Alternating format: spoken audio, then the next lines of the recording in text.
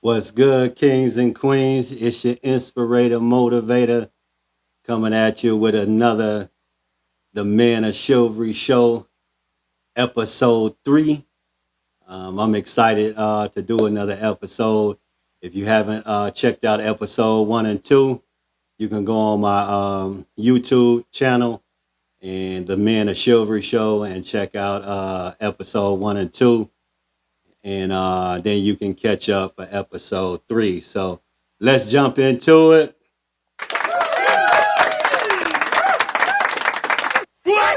What? I'm just excited to do another show, The Man of Chivalry.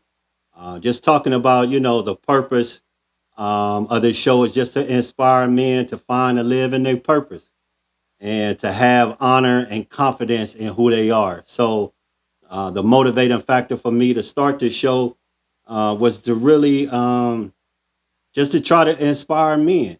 I see a lot of men out here today who, just hurting. I see a lot of men I talk to are afraid to express their emotions, be vulnerable, because they are, just really basically portrayed as weak if they express their vulnerabilities. They are looked at as um, insignificant men if they share some of their flaws and different things like that. And so as men, sometimes we hide a lot of our vulnerabilities, our insecurities, because we don't want to be looked at in a certain way. We want to be looked at as strong. We want to be looked at as we having everything in control. We want to be looked at as, you know, nothing can hurt us. And so we portray on the outside that we are strong men, we're great men, we're supermen, but on the inside, we're suffering. And so I wanted to do this show to, just inspire men to, just find their purpose, walk in their purpose, and live in honor and confidence in who they are as men. Know who you are and live in your purpose and walk in confidence. Everybody not gonna like you. Everybody gonna have something to say. Just like my mama used to say, if they talked about Jesus, they gonna talk about you.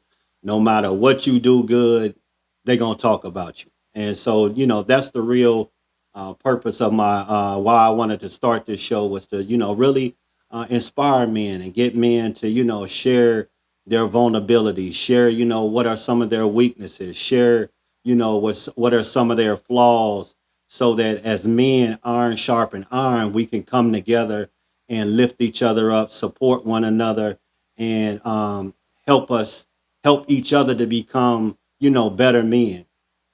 And so, what is chivalry? In my first episode, I talked about chivalry is protecting the weak, the suffering, and the neglected by maintaining justice, honor, and righteousness. And so, I talked about an example I used was Robin Hood, and how Robin Hood was a protector of the weak, those that were suffering and being neglected.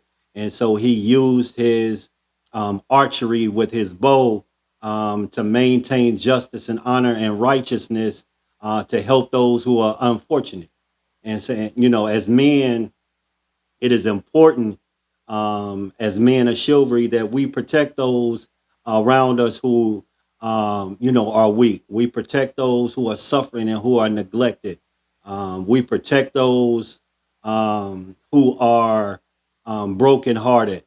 And so, that is our purpose. We are knights, and so we, walk in honor and confidence in understanding who we are and what our role is as men. And I think that role has become blurred in our society when it comes to looking at the real meaning of, chivalry. I look at what a lot of society and women say that chivalry is, and I hear this word now being used, a simp. And so a simp is basically doing it whatever your woman wants you to do. A simp is someone who, whatever their woman, um, you know, desires for them to do, then that man is going to do it. You know, lay down your coat over a muddy puddle so she can walk over it, stomp on it, and so that she'll be okay. You know, opening doors, and different things like that. And I'm not saying there's nothing wrong with that, but when we only focus on what men can do for women, and that is their purpose, then what we miss is when God calls us to a higher purpose, then what do we do? And so, for example, I'm going to jump into it. The example that I used in episodes one, one and two was Adam and Job. And so, Adam would have been considered a simp. Whatever Eve wanted him to do, he would do. And so, God gave them a specific purpose, not to take a bite out of the tree of knowledge and good, not to eat no fruit from it. And we see how Eve was deceived by the serpent in the tree, um, telling her that there is nothing wrong with eating from this tree, knowing that that's not what God said. And when she brought the fruit to Adam, instead of him walking in his purpose and fulfilling God's purpose first, not hers, he became a simp. He did exactly what Eve wanted him to do. That's my woman. She want me to eat this, so I'm gonna go ahead and eat it. It must be right.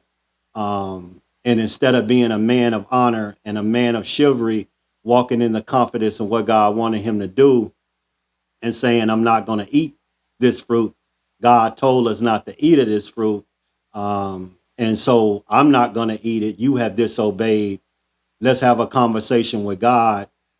Instead of him being a man of chivalry and a man of honor, walking in his confidence and his purpose in God, he became a simp and listened to Eve. And we see what that got us. All sin came into the world based upon Adam's disobedience, not Eve, but Adam.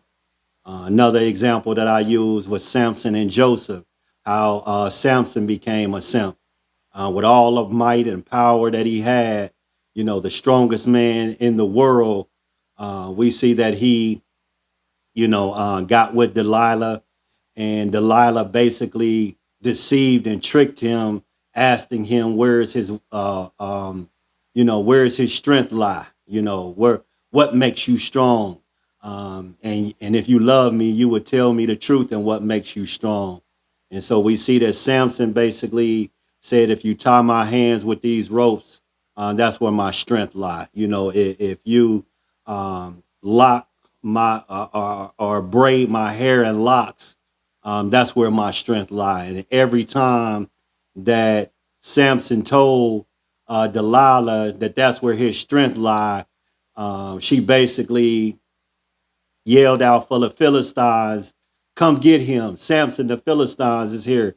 Come get him. And each time he broke the rope and he untied his hair and he destroyed the Philistines. But the last time he told her that if you cut my hair, that's where my strength lies. He became a simp. He did exactly what um, Delilah wanted him to do. Instead of walking in his purpose, walking in his honor and his confidence, not telling Delilah where his strength lie, but being strong and fulfilling what God's purpose is, and not exposing that strength that God had gave him, which was in his hair. He did just the opposite. He became a simp, and he listened to Delilah. He gave Delilah exactly what she wanted, and Delilah cut all of his hair off.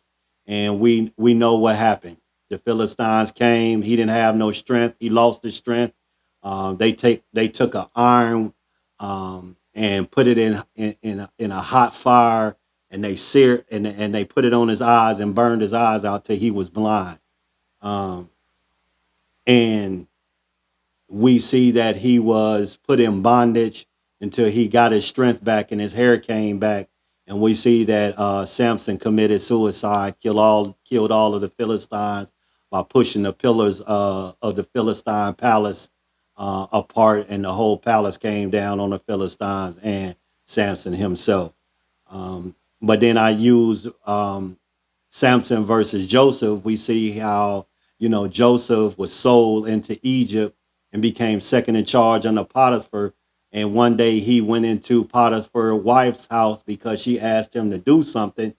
And we see that Potiphar's wife asked Joseph to sleep with her. Can you lie with me? And Joseph looked at her and basically told her, like, I'm not going to sin against God. I'm not going to sin against myself. I'm not going to sin against your husband, and I'm not going to sin against you. I'm walking in the honor and the confidence in who God is in my life. I'm fulfilling God's purpose and what he wants me to do. This is not what he wants me to do. I'm not going to become a simp and give you what you want.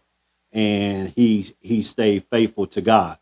And we see that Potiphar's wife ran out of the house and yelled that Joseph tried to rape her.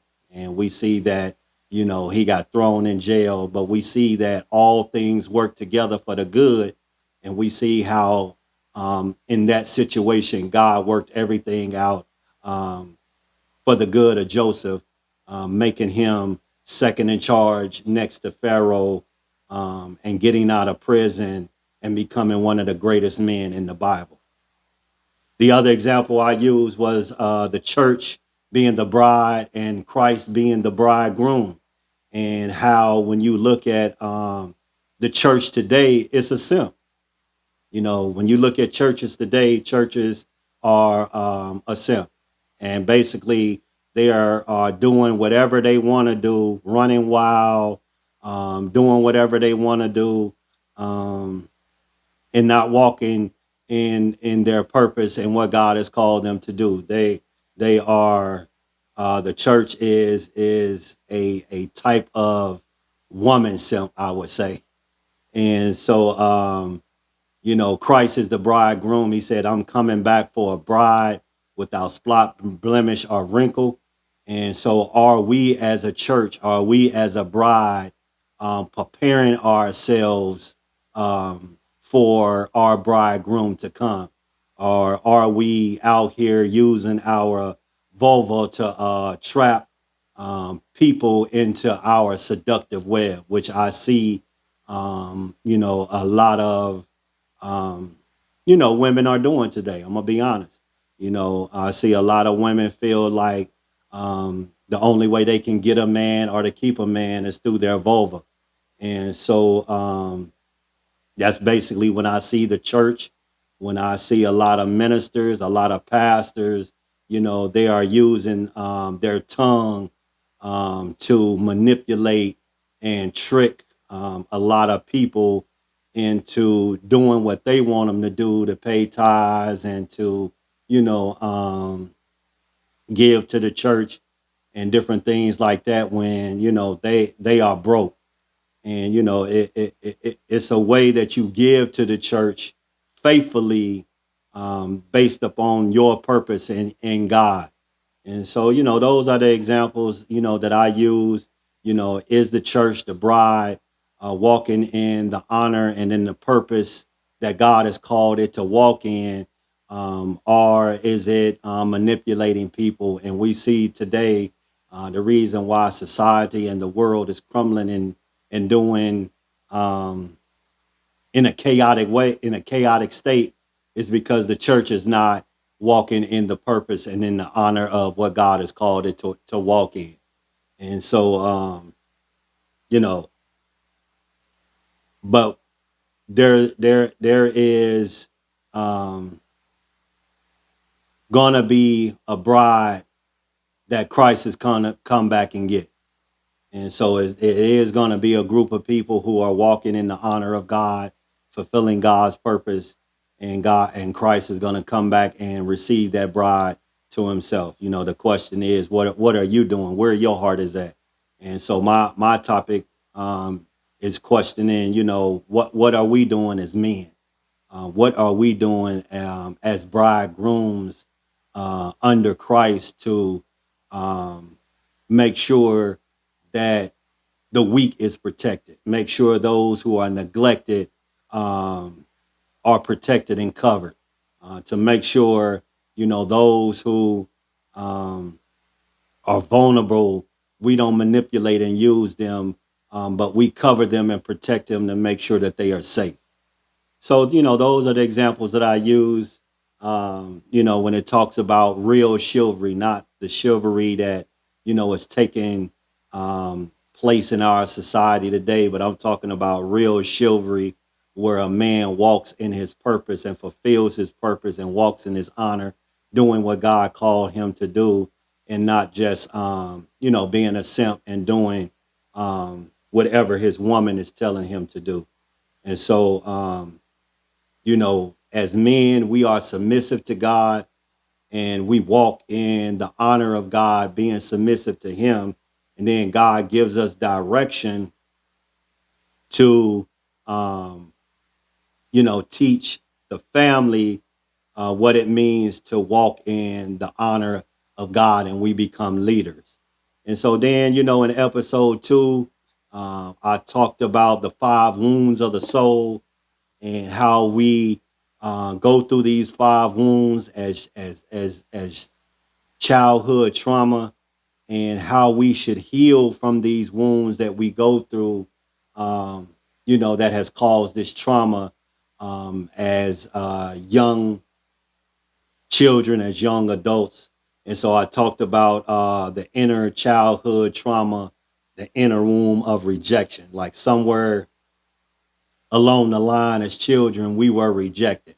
And because we were rejected, it left a traumatic experience within our conscious and in our subconscious that we suppress. But as we get older and become adults, that rejection hurt festers in us because we have never dealt with the pain. We've only hid it. We've only swept it under the rug. We've never actually dealt with that pain and that rejection. And I talk about abandonment the same way. We sweep it under the rug. We never deal with those abandonment issues as children. And in episode 2, I talked about my abandonment, my trauma was my father, who I always wanted to have time with. But because he was really never there, and the only time I can remember him being present is, a lot of times he was drunk. And, I wanted my dad to be at my football games. I wanted my dad to, just be there, to take me fishing or just to be present, to spend time, to learn from him. But because he was never there, I felt like he abandoned me.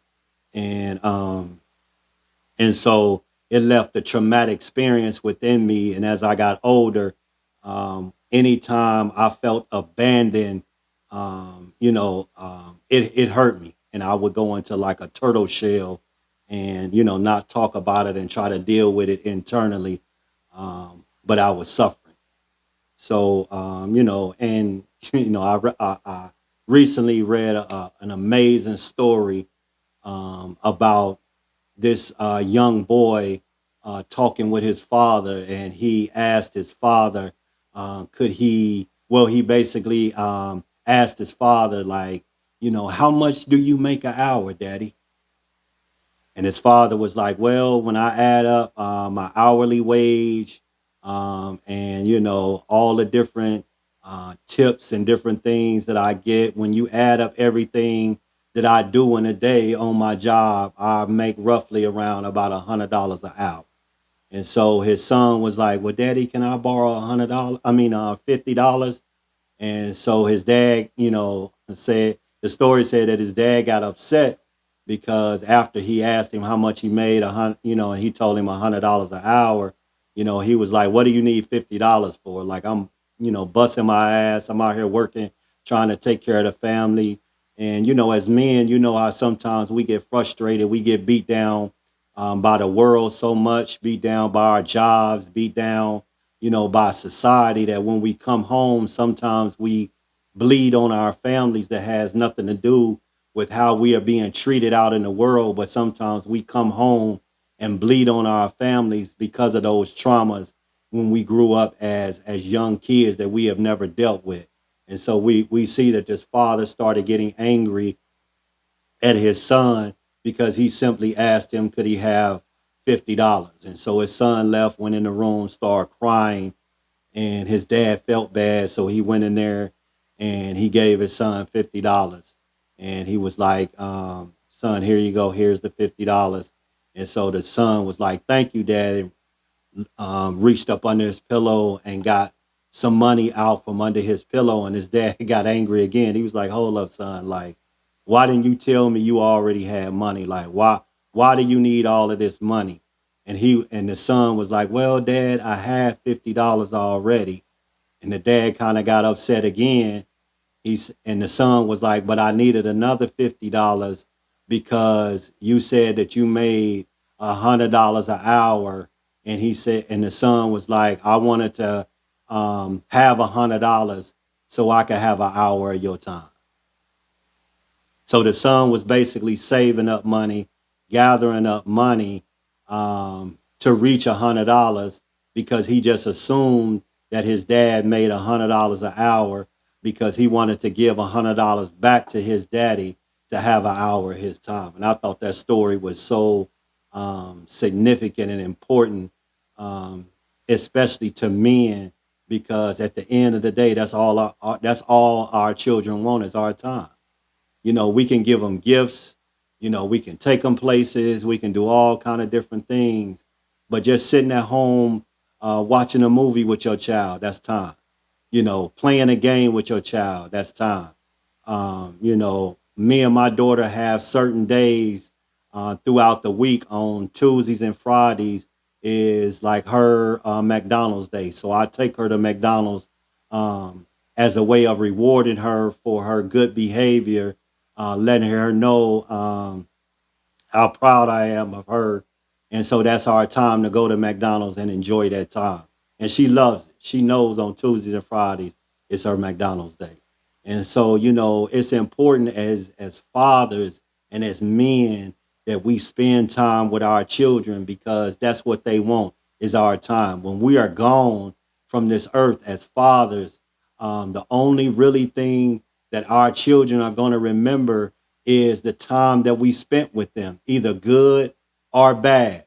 And even with my older children, Shay, Misha, Alex, when they were younger, that was my number one goal was to spend as much time with them in a positive way, um, to let them know how much I love them and that we were going to have a great time because the majority of the time that I had with my father was negative. And so I wanted the majority of my time with my children to be a positive experience.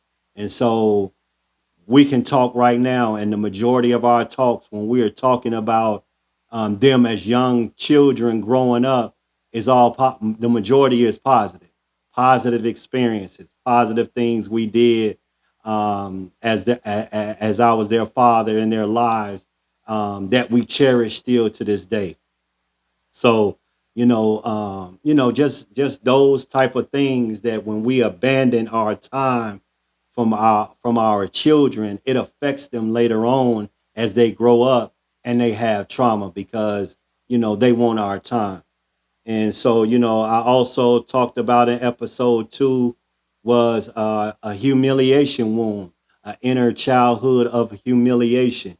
How sometimes we are, degraded and humiliated as children.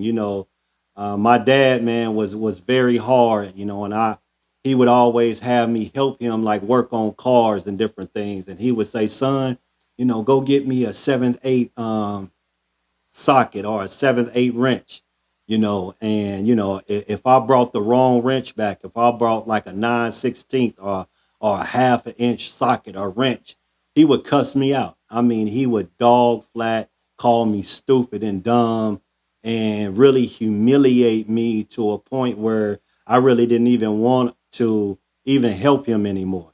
I didn't even want to be around him when he was like, "Hey, I'm finna go out here and work on a car." No, I'm good. And traumas still affected me when I got older. And when people humiliated me, I got real angry. I couldn't fight my dad, but as I got older, when people humiliated me, now I wanted to fight them because I couldn't take it out on my dad. And so, I had to really deal with that humiliation trauma and understand, um, the the way that you deal with humiliation and people humiliate with you is have a self-respect about yourself. And so, you can't humiliate me. You can try, but because of the confidence that I walk in God and the honor that I walk in Him and the self respect I have of myself, you can try to humiliate me, but you can't. You can talk about me all you want to. You can put me down. You can say this or that. But because I hold myself in a high respect and honor who I am and what I'm doing for God, it doesn't bother me. You can say whatever you want to say. In my flesh, yeah, I may get upset, but within my spirit and my self-respect of who I am, you can go ahead and say what you want to say. They talked about Jesus, but because he had a self-respect of who he was, he continued to walk in his purpose. And I'm going to continue to walk in my purpose. And I've had people talk about me. I've had people come back and tell me other people were talking about me, but it never stopped me from walking in my purpose and doing what God has called me to do. And so I'm still here. I'm still, being focused and walking in my purpose. And that's what we must do as men is, walk in our purpose. And, we must lift up other men. The scripture teaches us iron sharpens iron. And, sometimes, as men, because we don't sharpen one another, we get dull. And so, as men, we must not humiliate one another because, that's a trauma. We must have self-respect of ourselves to lift up one another and do what God has caused us to do. Another inner child wound of the soul is betrayal, and we see that, Judas betrayed Jesus. And when Judas kissed Jesus on the cheek and betrayed him, Jesus said, go do what you must do quickly. I know you're going to betray me, but when you betray me, it's going to start the timeline of me now having to die for the sins of the world. And so the quicker that you betray me and the quicker they come get me, that I can go through these 6 trials and die for the sins of the world, the quicker I can get back to um, my original state of, where I was from the beginning. And that's what God, really wants us to understand through all of these wounds and through all of these traumas, that He is here to heal our broken hearts, to set us free so that we can walk and get back to the original state of being who God has caused us to be. I remember hearing Tupac say, what don't kill me only gonna make me stronger. And I've learned that in all of these traumas, through my abandonment trauma, through my rejection trauma, through my humiliation trauma, through, people betraying me who I loved, who, I thought was going to be there with me through thick and thin, who I thought we were going to grow old together, you know, um, who I thought who I thought had my back, was the same people that stabbed me in the back. But through all of that, through all of the betrayal and through everything that I've been through, it has brought me back to the original state of who God has called me to be. It has raised me to a higher level and a higher purpose in my honor and confidence in who I am in God through all of that. The same way with Joseph, the same way um, with Job, the same way um, with Christ, through all of the pain and suffering, it only elevated me to a higher level. And so it didn't kill me, it only made me stronger. And so, through all of these traumas, and the last trauma is the injustice trauma, where we feel, where people have treated us unfairly. where people have either laughed at us. I remember when I first started my weight loss journey, and I used to post videos similar to these, and I used to post them on Facebook Live, and people would laugh. People would laugh at me, man. Why you doing them videos? Man, it was crazy. People was laughing at because I was just only trying to inspire.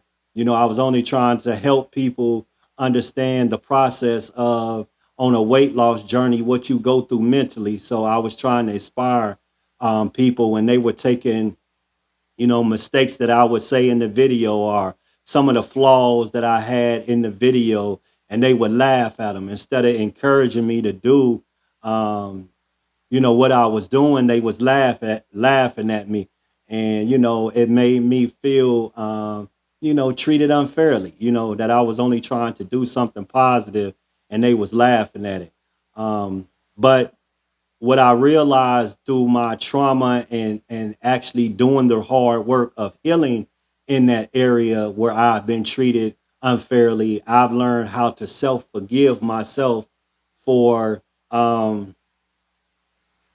giving that power over to them and being angry. Because for so long I was angry, I was mad. Every chance I got after I lost my weight, every chance I got after I began to lift weights and my body began to transform, I would try to find those people so that I could show them, like, yeah, look what God done.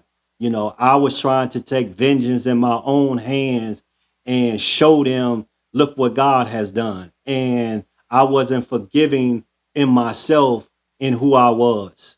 I was trying to take vengeance and show them what I had done.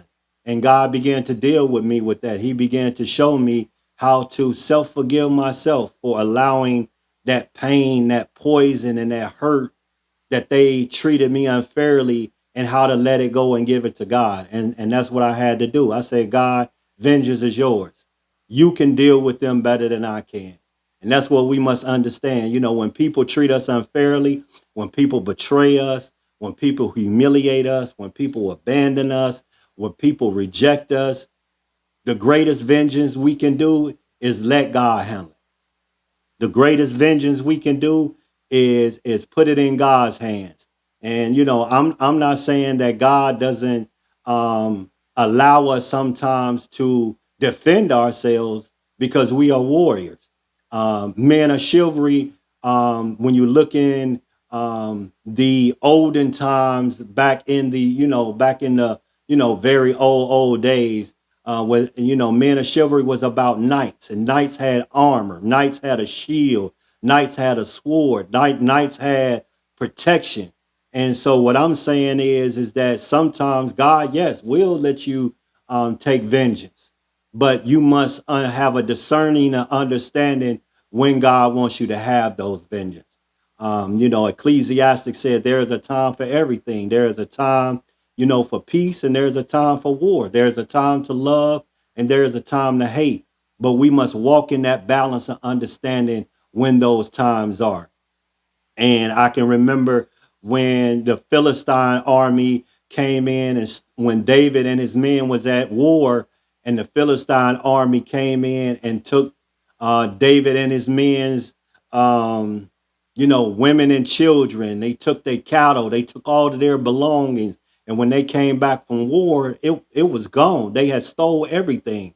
And David and the men began to get upset at David, because they was like, we're out here at war with you, and the Philistines came in and took everything from us.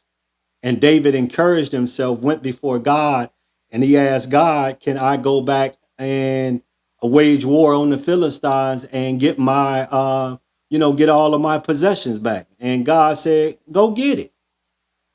He didn't be like, okay, vengeance is mine, I'm gonna handle it, let me handle this, David, I'm gonna do it. No, he told David, go ahead, go get your stuff back. And the scripture teaches us that David took, I started off with, like, I think 10,000 men, narrowed it down to like 5,000, till it was all the way down to like 300 men. And he took 300 men and slew the Philistine army of like, I don't know, 10,000, 100,000. I can't remember exactly, but whatever it was, he took 300 men and slew the Philistine army and got all of his possessions back. But what I'm saying is that we must have a discernment and understanding in when God wants us to have vengeance and when God is saying, let me handle it. And so, when people treat us unfairly, we must have a self forgiveness and understanding that, we must forgive ourselves and we must pray and ask God how to handle certain situations. So, that's just an overview of the show for episode 3. I wanted to come back and finish up with betrayal, the inner childhood wound of betrayal, and the inner childhood wound of injustice because the video had cut off last time. I didn't realize that you could only record on my phone for an hour. And so, I wanted to come back and do episode 3 and finish up everything. But all of these inner children we possess. And the only way to deal with those inner children is that you must face them um, internally. We must face them and deal with those things and look at ourselves and deal with the good, the bad, and the ugly. It's not going to be pretty. We have done some things that we shouldn't have done. We have caused, some abandonment issues ourselves. But as men, how do we deal with these, inner children? And what's exciting to me when I look at these inner children that I began to learn about with these 5 wounds of the soul, you know, my little inner children, my little inner man of rejection. What I found out that he likes is 50 Cent. 50, even when you look at 50 Cent life and his story and how he was rejected and different things that he went through, and how he overcame that rejection by self-acceptance of who he was. He accepted the man that he was and began to, carve out what he wanted to do and walk in his purpose and walk in, what he felt like God had called him to do. And so when I wake up and go to the gym and 50 Cent is in my spirit, I understand that that little inner child that I have of rejection is being healed. He loves 50 Cent. My abandonment little child loves Tupac because, when I look at Tupac and him being abandoned as a child, from his mother being strung out on drugs and different things like that. And Tupac had to find a self love within himself, and I believe if he would have continued to walk in that self love and not be so traumatized by that abandonment issue, I believe he might have been still around to this day. But sometimes we allow those traumas to fester in us and poison us and cause us to be angry and cause us to lash out and want to hurt others because we have been hurt. Then what happens is, it gets us in a world of trouble. But when my little inner child hears Tupac, I can tell that he's being healed. When my little inner child of humiliation, here's just hip hop in general. It can be Gucci Man, it could be Young Dolph. It's a lot of different hip hop artists out there. It could be Public Enemy. Whatever hip hop song that come on when I put on Pandora and I put on the hip hop radio station and all the different hip hop artists is playing, and it's not just one specific Tupac or 50 Cent that's in my spirit. I began to realize that inner child of humiliation is being healed. The self respect that I hear in different hip hop music, Drake, J. Cole, those different artists who, are spitting facts about how they started from the bottom, but now they came up to the top. It gives me a sense of healing within myself to know that even though, people humiliated me and hurted me, I have a self respect about myself. When my inner little child, I realize now that's been betrayed, and I have a self loyalty about who I am. And sometimes I go into the gym and it's an R&B day. I know that that little child of betrayal is being healed. I have a self loyalty about myself where I don't allow the betrayal of what people betrayed and hurt me overtake me, because I have a self loyalty about who I am. I'm now self loyal to me and to what God wants me to do. I'm self loyal in understanding my purpose and what God has called me to do, and walk in that purpose and honor and in that confidence, and be loyal to God's purpose, not loyal to man, not loyal to woman, not loyal to the world or to society, but I'm being self loyal to my purpose and walking in what God has called me to do. And then, the injustice, little inner child, he loves gospel. When he, feels like he's been treated unfairly, when he's been put down, when people are trying to, treat him unfairly and hurt, that little child that's within me, or that little child has been hurt and that trauma arises.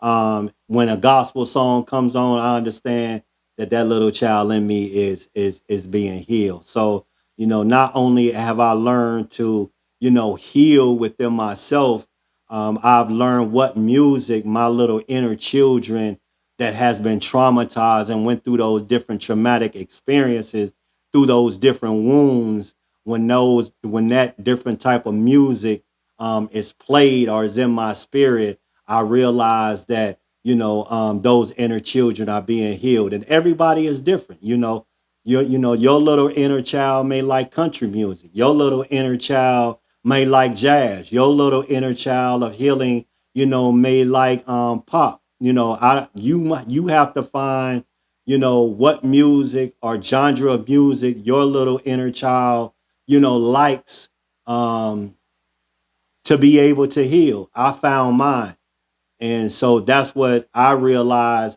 helps my little inner children when I hear those type of genre music. And so everybody is different, so you have to do your own soul searching and your own healing, and finding out what those little inner children of trauma that have went through, and what type of music they like to be healed, and ways of how to heal. You may read, that may be a healing. Going to the gym is therapeutic for me. That's a healing that I enjoy doing. Now I'm starting my podcast, that I enjoy doing that. Just different ways that I'm finding how to heal and deal with those traumas when they arise, and those triggers arise to cause me to act a certain way and to get upset. I deal with those traumas.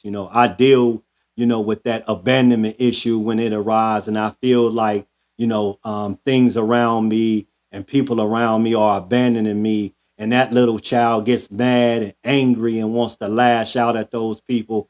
I sit that little child down. I say, I got you. Everything is going to be okay. I understand that they're abandoning us, but it's okay. God will never abandon us. We walk in God's purpose, and that little child then becomes healed. The same way with rejection. When I go through periods of time, when things in my life I feel like is not going the way that I want it to go, and people are rejecting me, or things is being rejected in my life, I sit down with that little child, because now he gets angry and upset, and I let him know, hey, it's gonna be all right. We can't foresee what God sees, but God knows what's best. So if they rejecting us, it's for a greater cause, because God wants us to do what He wants us to do. And sometimes I get all of those little children together, and we just have a little counseling session. I talk to all of those little inner children, and we began to have a counseling session, and I let them know I'm protecting y'all. Like, I got y'all. I understand your hurt. I understand your pain. I understand, what you have went through as little children, and how it has been painful. But I'm here to help you. and we are going to get through this together, and we're going to walk in God's purpose. And God allows me to show them through discernment how we are healing. And so, now I just, I try not to worry. I put it all in God's hands. Whatever God has for me is for me.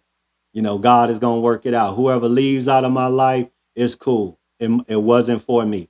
Whatever happens in my life, God foresees everything in my life, and I'm trusting and walking in Him and by faith. And so, that's how I approach my life now.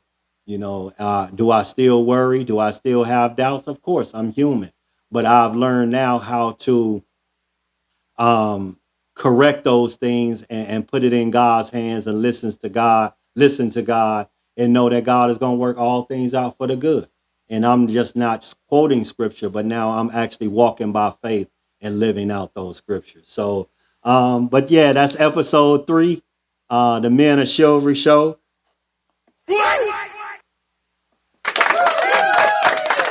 I hope you enjoy the show. When I post it on YouTube, I hope you like it, make a comment, subscribe to the channel, and I look forward to seeing your comments. And y'all have a great Sunday. And it's your inspirator, motivator, and I'm out. Deuces.